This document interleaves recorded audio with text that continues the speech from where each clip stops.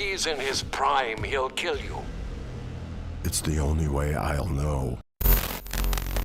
These videos are not for children. If you're a children, then piss off.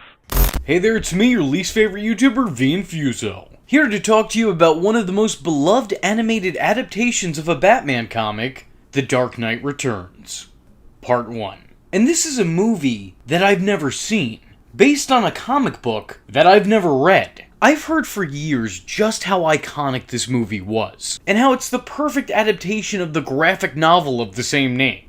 But I didn't care enough to see this movie, or to read that comic for a couple of reasons, which I'll be listing here now. Note that this list may also double as more reasons for you to hate me. For one, I found the whole art style aesthetically displeasing. I don't like that everyone looks so blocky. Like seriously, look at these character models. They look like Roblox characters with muscles. It's like what Syndrome said in The Incredibles. In a world where everybody's jacked, then nobody is. Or at least I'm pretty sure that's what he said. I'm pretty sure that's how the line went. Why did they draw Batman to look like a miniature Incredible Hulk? Like Batman looks like he could physically square up against Superman. Sans kryptonite-laced armored suit. Hell, you know what? Maybe not even just square up against him. He might be able to take him. Even the Joker, who's typically slender and almost feeble-looking, fills out his suit jacket in this like he was stuffing a football vest underneath it. So yeah, the look, not for me. Secondly, I've actually seen some clips from this movie before in passing, and I wasn't really a fan of anyone on the voice cast. Well, except for Conan O'Brien and Andy Richter, who were perfectly cast. But everyone else? Not so much. I'm not speaking in reference to the performances themselves, because I think, from the little bit I've seen, they're fine in terms of the performance, but the voices don't really seem to match the characters. And furthermore, don't seem to really match the character models. These just aren't the voices I'd expect to hear coming out of Batman and the Joker. Or even Jim Gordon. Thirdly, and this might be a controversial opinion, I'm not sure, but I don't like the mutants. Not the type of characters I want to see in a Batman movie. Or comic for that matter. Look, I like mutants. I do. I truly do. There are certain combinations that I just question. Like, there are two things that I like separately, but I don't like them as much when you put them together. For example, I like vampires, I like Spider-Man. I have never been into seeing Spider-Man fight off vampires. Sorry, Morby, I know that you made $1 billion at the box office, but just not for me. Just get the vampires away from Spider-Man and give them to Blade, because that makes sense. I'm okay with that. This is one of those cases. Because I like mutants, and I like Batman, but I don't want to see Batman and mutants combined. Well, except for this one time. That time was kind of cool, but that's a story for a different day. Here, once again, not so much. And fourthly, Bruce, get that goddamn mustache off of your face. You either have a baby face or stubble. Maybe a beard if you're feeling a little bit depressed. That's acceptable, but that's where all that ends. But a mustache? Never. You are Bruce Wayne, not Thomas Wayne. Also, it may be ironic for me of all people to say this, but I also think given the circumstances, that's what makes it okay for me to say this. But I don't want to see a bald Two-Face either. I know, I should want some fair representation from my community. The League of later Lex Luthors. But I'm sorry, that's just not how I wanted to see Harvey Dent. Not to mention, I always thought that Carrie Kelly looked a little bit goofy to me. What, I'm supposed to believe all of a sudden that Velma from Scooby-Doo is Robin? Yeah, that's a hard sell. Actually, my main gripe really is just that she doesn't have a mask to conceal her identity. She just put on Jubilee's glasses and called it a day. Like, hello, yes, I see you and I know who you are. I can accurately describe you to a GCPD sketch artist. Okay, so maybe I'm kidding for the most part on this last one, but those previous 3 entries were really big things for me, and all valid reasons, in my mind at least, for me to not check this out. Until now. Now, before I continue, I want to go on record to say that I'm very aware of the story's significance. A lot of people credit the comics of the same name for revitalizing and even reimagining the character. I also know that this story, or at least elements from this story, were the inspiration for a lot of what's been done with these characters over the years. It's clear as day. You can make many different parallels between things that happen in The Dark Knight Returns and things that happen in billions of other Batman stories. Whether it be in terms of tone or literal elements that were borrowed from this continuity and made to fit into a different canon. Credit is obviously due here. And while I love what this was the catalyst for, going into this I don't think that I'm gonna be a huge fan of its starting point. But I guess I'll see, as I'm recording this portion of the video before I watch the actual movie. So I guess I'll talk to you soon. Sooner for you than for me, but soon nonetheless. Please stand by. So I just watched The Dark Knight Returns Part 1, and man, do I have a lot to say. First and foremost, I know a lot of people don't want to see their heroes get older. Superman shouldn't be a granddaddy. Deadpool shouldn't be collecting Social Security. And Spider-Man, well, Spider-Man can't even graduate college. I, however, really like Old Man Bruce stories. I like the idea that he's getting up there in age and he still refuses to stop fighting the good fight. It makes him less overpowered and much more vulnerable, but it still speaks volumes to his overall inner strength and willpower, and his undying need to seek out justice, knowing that it will never truly be enough. Knowing that his window of opportunity to clean up Gotham City is slowly starting to close. Conceptually, I love that. And in execution here, well, I also love that. There are so many things you can do with these type of stories. I would even argue that these are the most interesting type of Batman stories. Because let's face it, anything you put the Dark Knight up against, readers, audience members, die-hard comic book fans, and the casual viewer always expect him to defeat it with ease. For one simple reason. Because he's Batman. But you put a much older, fragile, and frail Batman out there, and now you've given the character some limitations. I would say this movie is very fair in its depiction of an older Batman. He's still the skilled veteran vigilante. You know, the guy could still dance the dance, it's just he's doing it with a bad back and a bad hip. He's still smart, he's still strong, he's just, unfortunately, a little bit stale. He's past his prime and he's gotten crime-fighting rust. This movie does a good job of showing that he's still capable of doing what he used to do, even if he can't do it necessarily at the same speed and with the same accuracy that he used to do these things. And despite whatever his new shortcomings are, there's still that same fight in him that there always was. And more importantly, that same fight from him. This senior citizen is not above kicking some random thug's ass, or trying to take down a mutant leader. I love the way this movie portrays Bruce Wayne. It showcases him as a man who's so haunted by his past that it completely blinds him to his present and his future. A man who has lived through darkness and spent his life desperately trying to create light, sacrificing all that he had, even when it was something that wasn't his to sacrifice. This movie very early on establishes Batman's never back down attitude, standing up for what you believe in, even in the face of ration and logic. For better or worse, that is Batman. Like, this man is not gonna back down from a fight, even if he's going into said fight knowing that he's gonna lose. Because Batman is perseverance. Even after going into retirement due to the health issues that come with age, he still can't help himself. He puts the cape and the cowl back on despite his better judgment. Despite knowing that at this point in time, the United States have basically villainized heroes. Vigilantes may still be needed, but they're very clearly unwanted. Gotham City needs Batman, but more importantly, Bruce Wayne needs Batman. Not only is the city at war with new threats without the Caped Crusader, but Bruce is at war with himself without the Dark Knight. Simply put, without the Bat, the man is devoid of reason to exist. At this point, he's not living anymore, he's just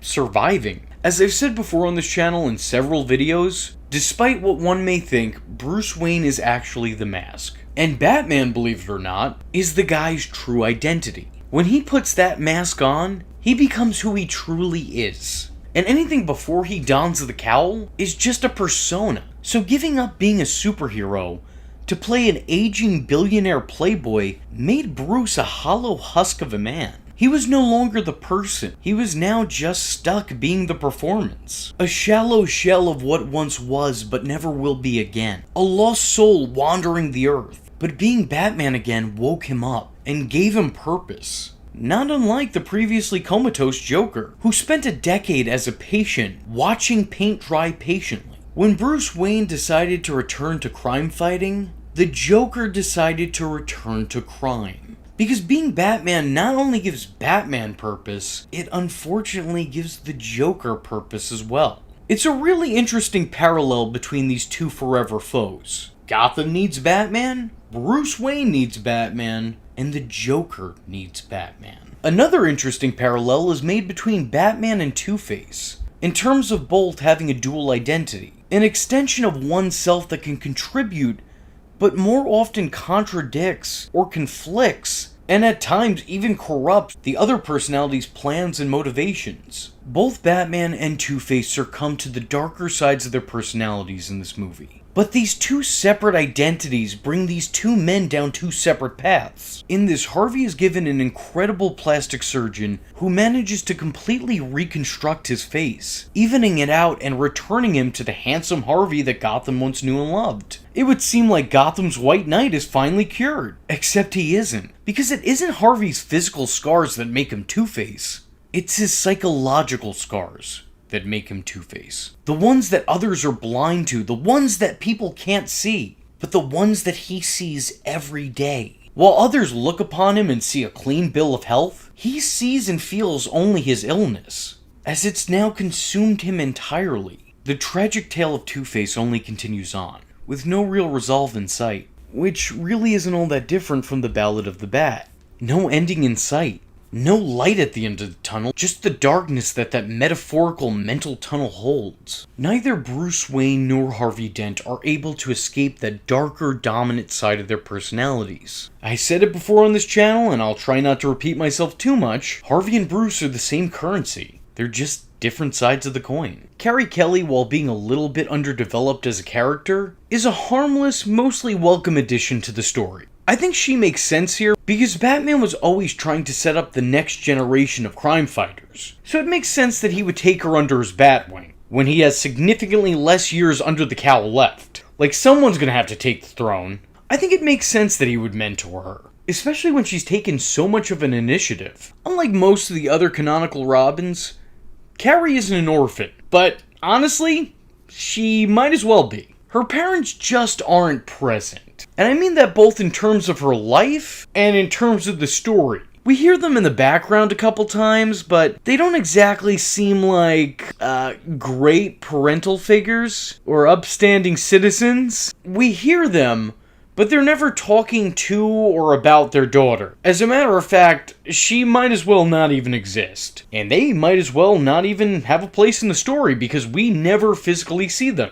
They're just voices from another room. And I think this is done intentionally because I think that that's what they are to Carrie as well, not just the viewer. They're apparently just lazy stoners who don't care for their child. Which feels like a very, very, very dated take on the whole pothead experience. Like, excuse me, Frank, I didn't come here to be attacked, but if you're gonna do it, like, at least attack me with something relevant and valid. Carrie's shown to be intelligent and resourceful, but she doesn't really have all that much of a personality outside of what the story needs her to be. Still, she manages to make one hell of an impression on Batman after saving his life. So much of an impression that Batman immediately blurts out his secret identity. You know, again, when you have less time to do these things, sometimes you gotta rush through them. It probably didn't hurt that she just so happened to be wearing a Robin suit. The movie's opening is very exposition heavy. It gets everyone caught up with the background of the character and Gotham City at this present point in time. It immediately lets them in on what the story's gonna be, and it allows it to unravel in a very natural way. The way in which the dialogue unfolds feels genuine. Having the story start with two old friends, two several decade-long colleagues, chatting and reminiscing about old times while comparing their past to the present, that's smart.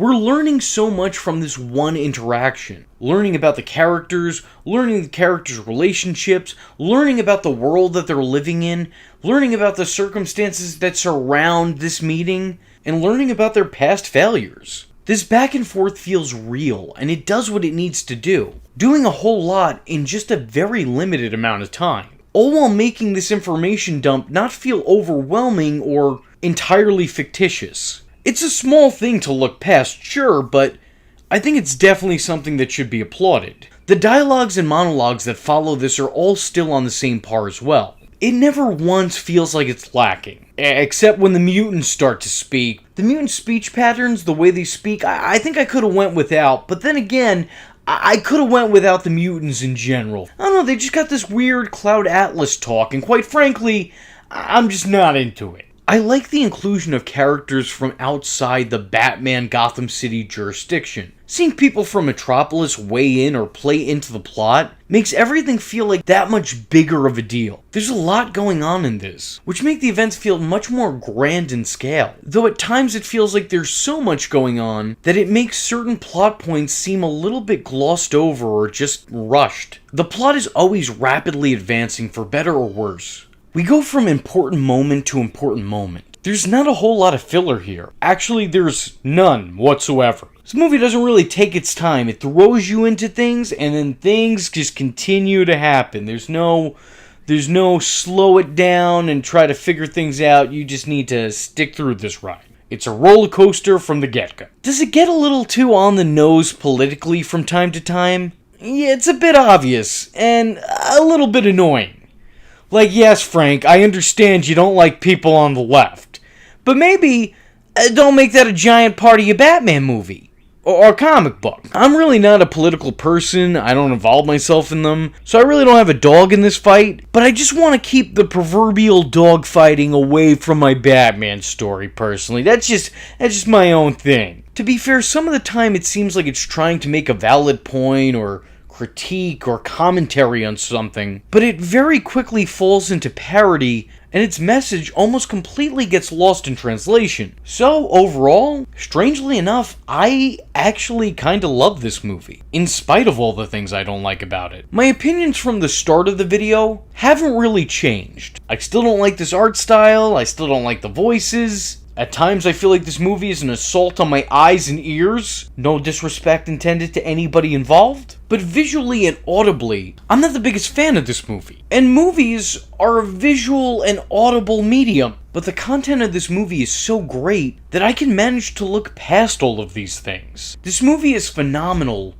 in spite of itself. The story completely understands and does justice to each of its characters. It has a lot to say. Socially, psychologically, politically, if that's your thing. This isn't just some shallow, thoughtless Batman story. It's a mostly well-crafted story structured around fighting for your beliefs, even when your body is fighting against you, amongst various other things. Simply put, they understood the assignment. Even if they didn't have the best front cover page, they understood the assignment. The movie's actually so good that shortly into watching this, what kept me from watching it originally stopped bothering me almost instantaneously. I really enjoyed this, and I sincerely hope that part 2 is on par with part 1. So if you guys like this video and want to see me get into part 2, let me know in the comment section below by dropping a comment saying, "Return to the Dark Knight Returns." By the way, in case you're wondering, does my comment really do something? Why, yes. Yes, it does. You leave the code words in the comment section, and that lets me know that I have to make a follow-up sooner rather than later. So just remember, as Captain Planet once said, the power is yours. With all that being said, I was your least favorite YouTuber, Infuso, and I thank you for watching. Hope to see you in the next one. You're the Joker, right? Batman's gonna kick your ass. He's gonna have to go through you first. Hey there, it's me, your least favorite YouTuber, Infuso. And I've previously talked about The Dark Knight Returns Part 1. So if you haven't seen that video, I highly suggest checking it out before watching this one. Because otherwise, you're gonna be all kinds of confused. Although, granted, due to the subject matter of this video, had you watched Part 1, you still might be really confused. But regardless, the link is in the description. Feel free to watch that first and come back here after. But as for the rest of you, let's just get right into it. So y'all remember when I said I really hope that Part 2 is on par with Part 1? I really enjoyed this, and I sincerely hope that Part 2 is on par with Part 1. See, I did say that. Very clever. A lot of you guys have touted this as being even better than the first part. But I'm just gonna be real with y'all. I'm sorry, I don't see it. As a matter of fact, I feel like Part 2 is significantly worse than Part 1. That's not to say that it's necessarily bad, it's just not as good as Part 1. It's a lot more goofy and bizarre, but it's still trying to treat its material as if it was as legit as the first part. But once again, it's really not. There's a lot of strange choices here that kind of make me feel like Frank Miller was starting to lean closer toward All-Star Batman and Robin rather than Batman Year One. Like having Bruce go undercover as an elderly lady, lipstick mind control, whatever the fuck these two things are. The movie feels more like an exercise in testing my suspension of disbelief. And shortly into its runtime, it was already broken. And if I thought the last part was political, well, that's because it was, but man, I had no idea what Part 2 had in store for me. From President Ronald Reagan playing into the plot, to having a Nazi for a villain, constant talks of fascism, and the movie's depiction of stupid, bleeding heart liberals. Which aren't my words, they're Frank Miller's. Probably. Again, I'm not a political person. I don't really take overall sides. I take the side that makes sense to me in given situations. I don't believe in absolutes. If you go into anything saying that this is your guy and you will defend them no matter what, then clearly you've made up your mind before anybody's had anything to say. That is just my own perception. But it's very clear that this movie's message is that the left is loony. There's an emphasis put on responsibility and lack thereof. Having those who oppose Batman blame him for the crimes of all his villains, while claiming his villains are merely victims of Batman's own psychosis and narcissism, is completely ludicrous. I think that there could be some interesting commentary there, because that's a thought-provoking thought. Does Batman do more harm than good? Is his influence stopping more crimes than it's potentially starting?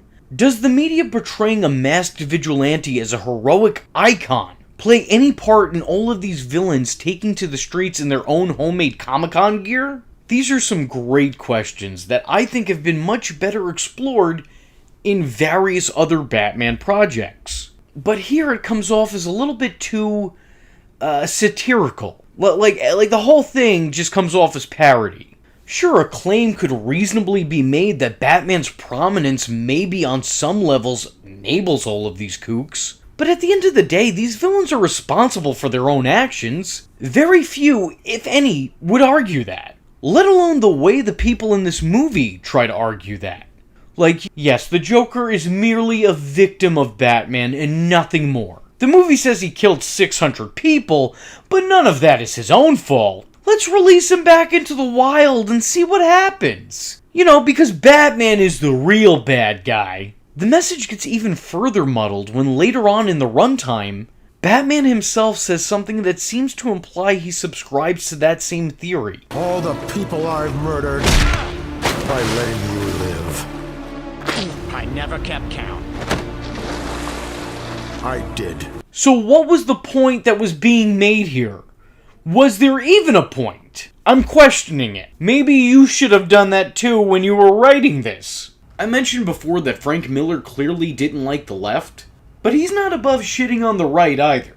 Like with his depiction of former President Ronald Reagan, where he's shown to be a complete bullshit artist.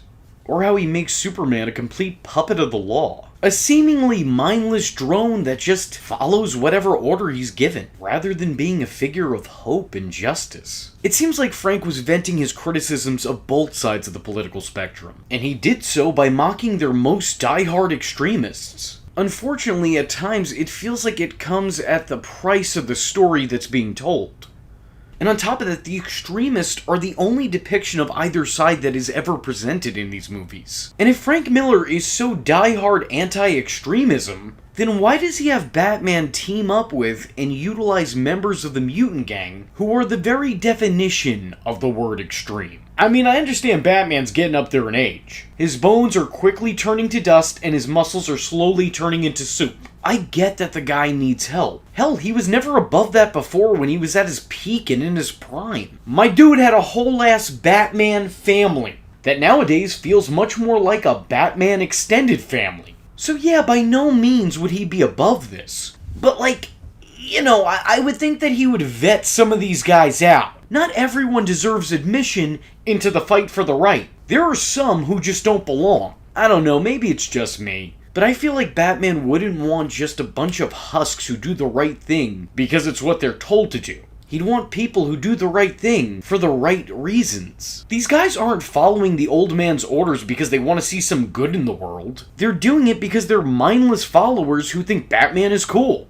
Really, he just adopted the gang because he beat their boss. So I guess the mutants run under prison rules. I mean, Superman is shown to be in the wrong because he just follows orders, and yet Batman is now associating with a bunch of people who just mindlessly follow orders. Sometimes it's really confusing because I feel like there's things in this movie, and I would guess by extension the comic book that it's based on, though I would not know for sure. There are times where it feels like it's trying to make a point, but it seems like these points are counterproductive of their own narratives. I do like that the mutants jump from leader to leader and just go with whatever the current thing is. They change their motives and appearances to better suit whoever they're working for, which seems like an old man's take on kids these days, and the dangers of being a rebel without a cause.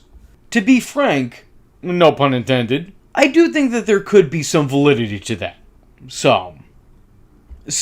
I mean, yes, that also does come off as parody, but I'm accepting of that. That's not too egregious. I'm fine with the way that was done. Is it on the nose? Yes. Most things in Part 2 are. The movie succeeds in properly portraying Batman's hatred for guns and his appreciation for human life, even the worst of humanity. But unfortunately, it also makes Batman openly state that he needs to kill the Joker in order to stop him. Like this is his solution. And hey, look, I get it. He's done a lot of wrong. Maybe death truly is the only solution to stop this madman. As a wise alien once said, the needs of the many outweigh the needs of the few. So taking one life to save 100 lives, or let's be honest, more likely 1 million lives, does seem moral and just. But I just don't think that that's a conclusion that Batman himself should come to. Even if he's older, even if he's running out of time, I just don't think Batman should openly state, oh yeah, gotta kill the clown.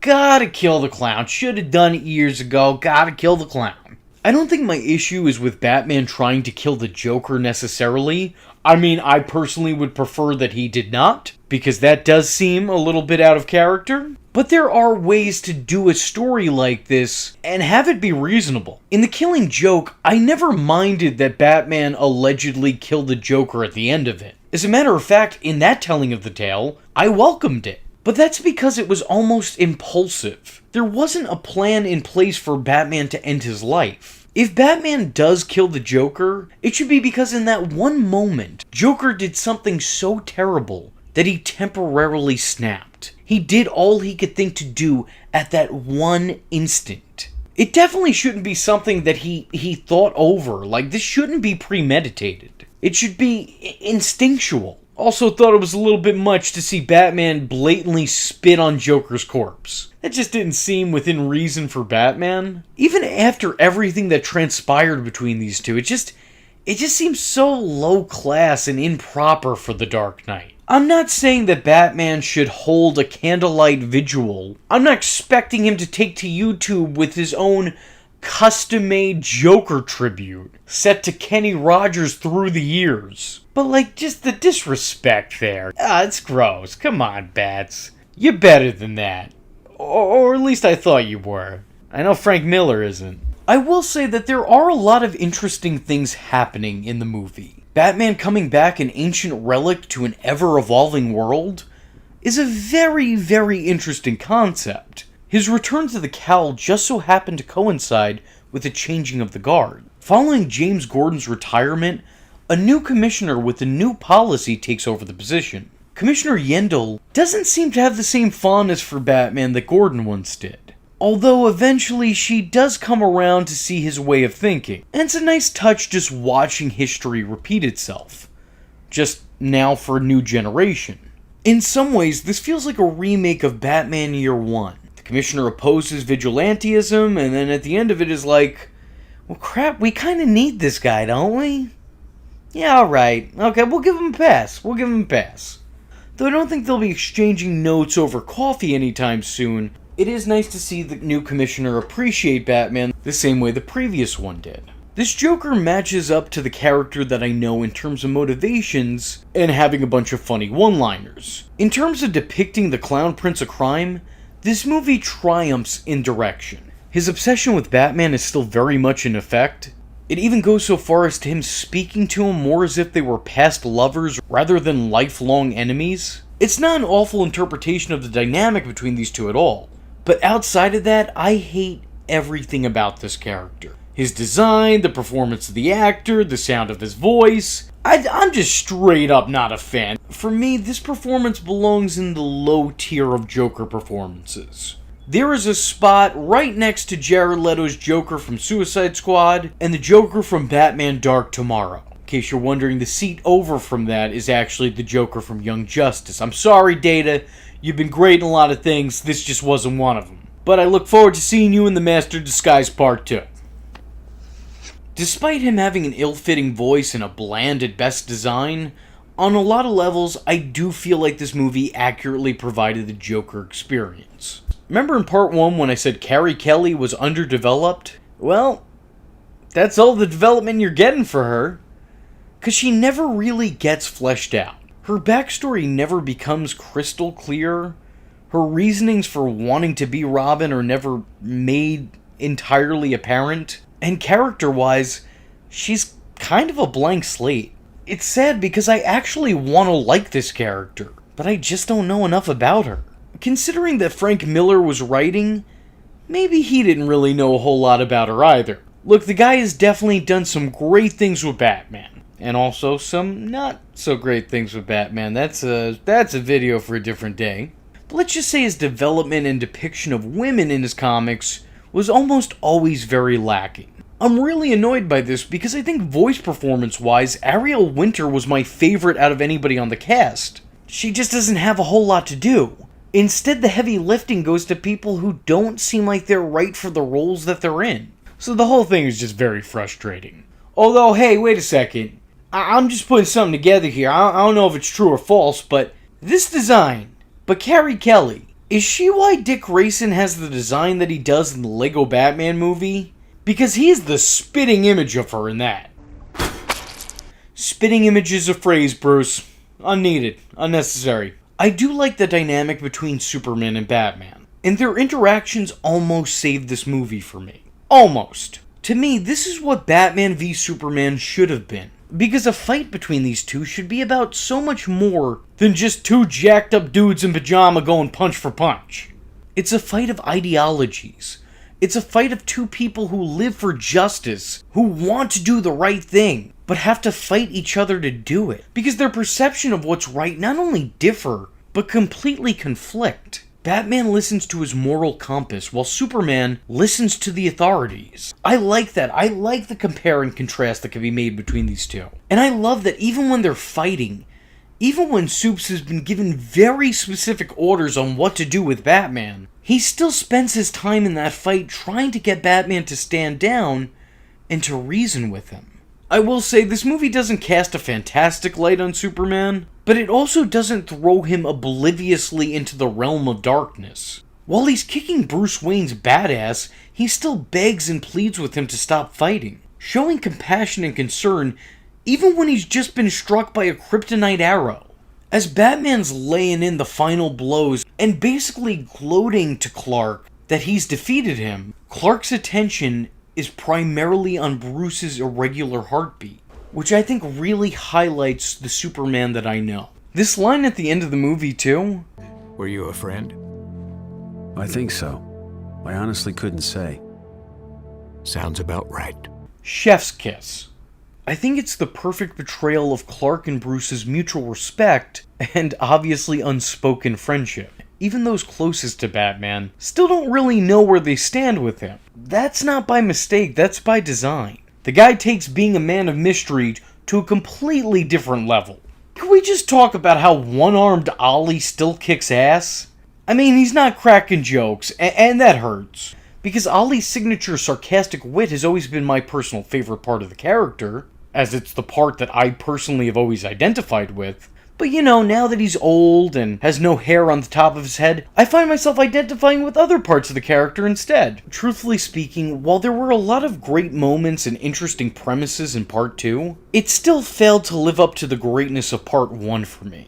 I found this movie to be mostly disappointing with a slew of lows, and a couple of highs that feel like they were more in place with the first half of the story. So overall, yeah, I could have left at Part 1 and been a whole lot happier. But I am glad that I finally got to see this in full, and now I understand what everybody's been talking to me about for years. So does The Dark Knight Returns live up to the hype? The answer is very simply, yes and no.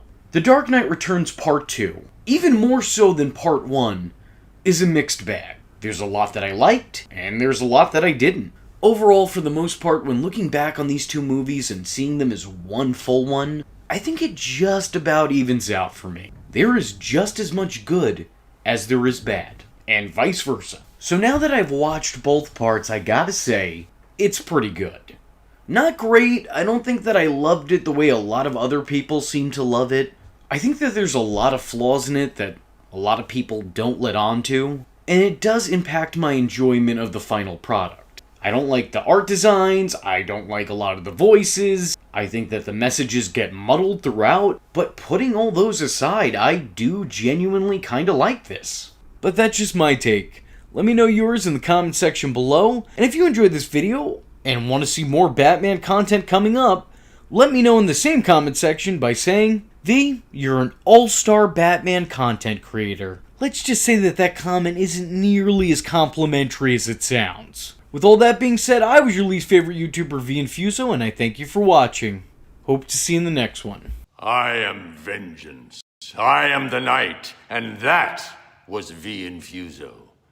Just remember, if you're not tuning in, then you're missing out.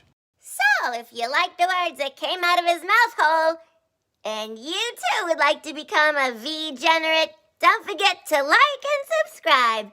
Thanks for watching, nerds! And if you're not joining the fun, you're in for one bad day. And you know what they say about having one bad day?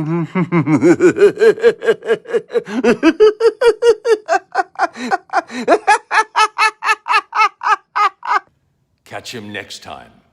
Same bat time. Same bat channel.